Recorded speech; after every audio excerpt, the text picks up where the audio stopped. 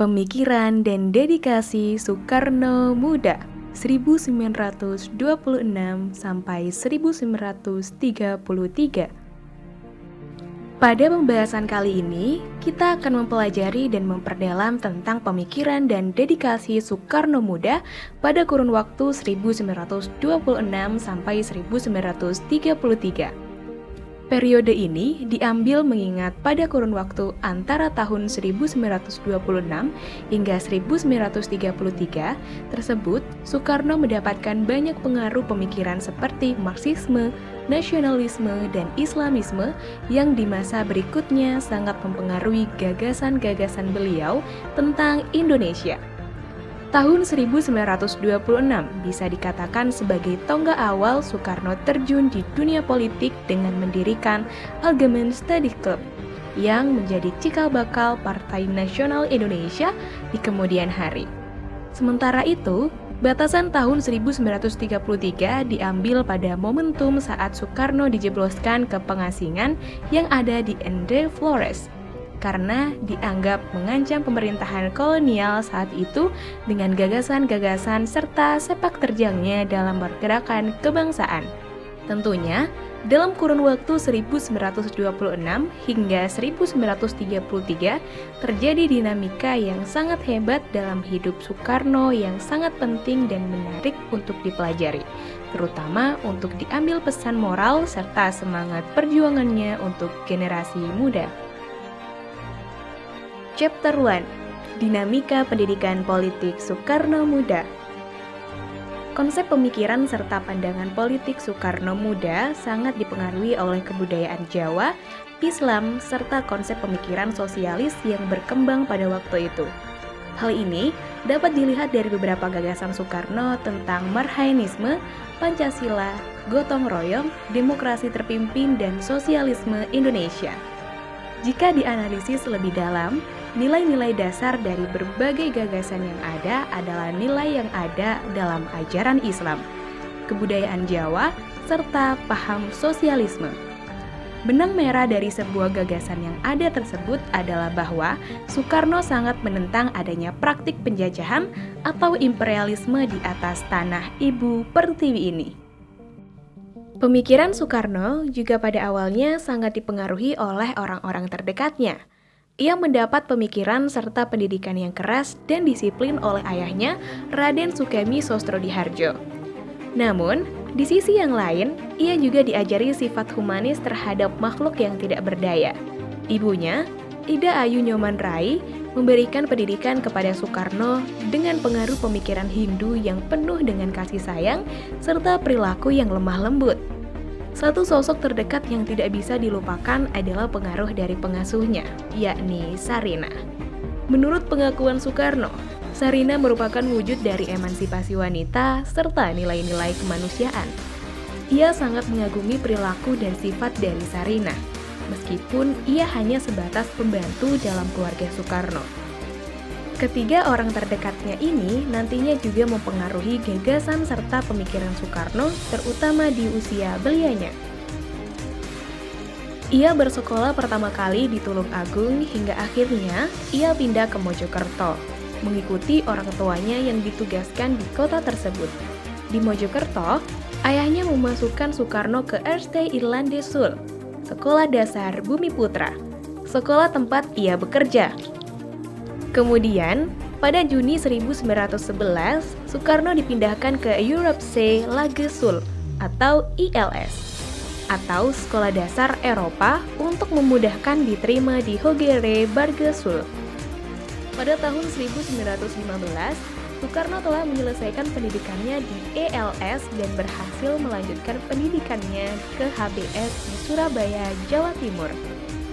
Selama tinggal di Surabaya pada kurun waktu 1916 hingga 1921, ia tinggal di kediaman pemimpin Sarekat Islam saat itu, yakni Hos Cokro Aminoto. Soekarno juga aktif menulis di harian Utusan Hindia yang dipimpin oleh Hos Cokro Aminoto. Surabaya menjadi saksi awal saat Soekarno mendapatkan pengaruh pemikiran modern. Di Surabaya ini juga, Soekarno tumbuh sebagai pemuda yang sedang mencari identitas. Di tempat Cokro Aminoto, Soekarno berkenalan dengan tokoh-tokoh berhaluan sosialis kiri seperti Alimin, Musso, dan Darsono yang merupakan pengurus penting dalam Sarekat Islam dan dalam keanggotaan ISDV atau Indice sul Democratische Vereniging. Tokoh-tokoh tersebut juga mempunyai peranan yang besar dalam melawan kekuasaan serta pengaruh kolonial saat itu. Selain itu, setelahnya Soekarno juga bertemu dengan tokoh militan Islam seperti Haji Agus Salim, tokoh Marxis seperti Hasneveld, Adolf Bars, dan Si Hartog. Seseorang yang pertama kali mengenalkan secara langsung Marxisme kepada Soekarno.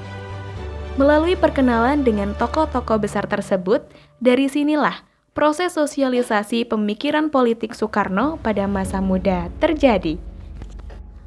Setelah menyelesaikan pendidikannya di HBS pada tahun 1921, Soekarno pindah dari Surabaya ke Bandung bersama Djoko Asmo, rekan satu angkatannya di HBS. Soekarno melanjutkan pendidikannya ke Technische Hogeschool T Bandung atau sekarang disebut ITB di Bandung dengan mengambil jurusan Teknik Sipil.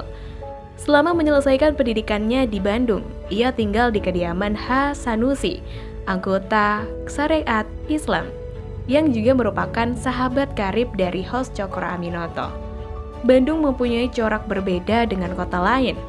Jika Surabaya merupakan basis dari Sarekat Islam, Semarang sebagai basis dari pemikiran Marxisme, maka Bandung merupakan pusat pemikiran nasionalis sekuler dengan tujuan pergerakan adalah kemerdekaan untuk Indonesia. Di Bandung juga, Soekarno lagi-lagi bertemu dengan beberapa tokoh yang di kemudian hari juga mempengaruhi pemikiran Soekarno. Tokoh-tokoh pemikir nasionalis sekuler yang Soekarno temui di Bandung diantaranya adalah Douwe Dekker, Cipto Mangunkusumo, dan Ki Hajar Dewantoro, yang kemudian dikenal dengan Tiga Serangkai, sekaligus sebagai pemimpin dalam organisasi Indis Partai. Soekarno menyelesaikan pendidikannya di Technische Hogeschool T Bandung dengan dinyatakan lulus ujian insinyur pada tanggal 25 Mei 1926. Chapter 2. Nasionalisme sebagai arus sentral persatuan dan pergerakan bangsa Indonesia. Soekarno berpendapat bahwa untuk menentang rezim kolonial yang kelewat bobrok, perlu sebuah persatuan besar yang di dalamnya harus bersatu segala ideologi dan kepentingan, menjadi satu kepentingan dan arus yang besar, yaitu kemerdekaan bangsa Indonesia. Lebih lanjut, Soekarno melihat sebenarnya bahwa penduduk Bumiputra tidaklah terbagi atas kelas sosial, namun terbagi atas dasar perbedaan ideologi, yaitu nasionalis, Islamis, dan Marxis. Ketiganya merupakan tiga aliran yang berbeda dalam politik Indonesia. Pada tahun 1926, Soekarno memulai upaya untuk menyatukan ketiga aliran golongan tersebut melalui tulisan-tulisannya. Beberapa di antaranya dimuat pada majalah Indonesia Muda, di mana Soekarno getol menyuarakan persatuan atas ketiga arus besar yang ada, meminta agar setiap golongan membenamkan ego golongan masing-masing guna mengusahakan kesatuan dan kemerdekaan bangsa Indonesia, dengan mengalahkan satu musuh bersama, yakni Belanda. Chapter 3. Marxisme sebagai suatu ideologi. Jauh sebelum Marxisme dikenal sebagai ideologi yang membela kaum lemah, sengsara, dan tertindas akibat kekejaman imperialisme selama berabad-abad, pada usia 20 tahun, Soekarno berhasil membuat sintesis terkait kondisi rakyat saat itu. Dalam autobiografinya, Soekarno setiap hari berangkat ke kampus dengan mengayuh sepeda. Pada suatu ketika, ia tidak melakukan rutinitas itu. Ia pergi tanpa tujuan hingga akhirnya tiba di bagian selatan kota Bandung. Di sana merupakan daerah pertanian yang padat penduduk. Setiap petani yang ada di sana mempunyai lahan garapan kurang dari 1 hektar. Di daerah itu juga, Soekarno kemudian bertemu dengan salah seorang petani dan kemudian berbincang dengannya. Pada saat berbincang dengan petani itu, ia menyampaikan kepada Soekarno bahwa Petani di daerah itu adalah pemilik tanah, cangkul, bajak, dan alat pertanian lain. Hasil dari kerja kerasnya hanya cukup untuk memenuhi kebutuhan sehari-hari. Tidak ada kelebihan untuk dijual. Saat ditanya siapa namanya, petani tanpa majikan menjawab, Marhen. Istilah Marhen kemudian mulai biasa digunakan pada tahun 1927. Sejak saat itu, Soekarno memakai kata Marhen sebagai representasi dari kaum yang terlemahkan dan sengsara oleh sistem. Marhen sendiri juga bisa disebut sebagai kaum kromo atau yang berarti petani kecil. Istilah Marhen kemudian semakin menyebar luas pasca sering diangkat pada pidato-pidato Soekarno pada kurun tahun 1930-an. Dari kata Marhen itu, kemudian terbentuklah konsep Marhenisme sebagai suatu keseluruhan paham yang secara praktis meliputi setiap orang yang berkehendak mengadakan terhadap perubahan kondisi kehidupan kaum Marhen yang tertindas oleh sistem imperialisme yang serakah. Dengan konsep tersebut, ia tidak hanya bertindak atas dasar kepentingan 1-2 kelompok, melainkan seluruh rakyat Indonesia. Chapter 4. Sosionasionalisme dan Sosiodemokrasi. Soekarno memberikan penjelasan bahwa Marhenisme sekali lagi bukan merupakan tiruan dari praktek demokrasi barat yang serakah dan elitis.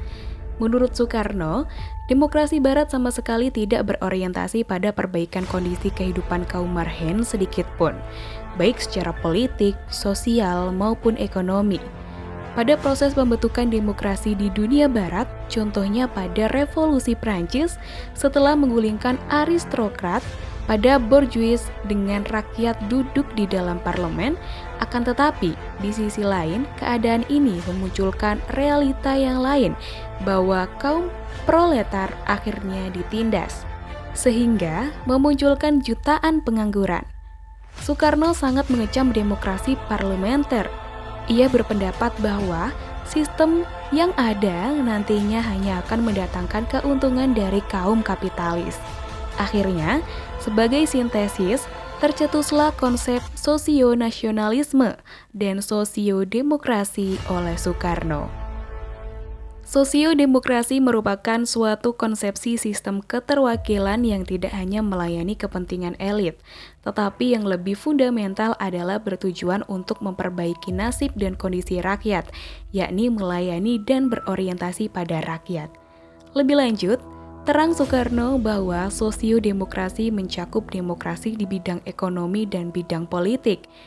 Sosiodemokrasi merupakan kesadaran akan kekuatan diri sendiri. Sementara itu, sosionasionalisme adalah sesuatu yang dapat memperbaiki kondisi di tengah masyarakat, yang pada awalnya pincang dan compang-camping menjadi sempurna.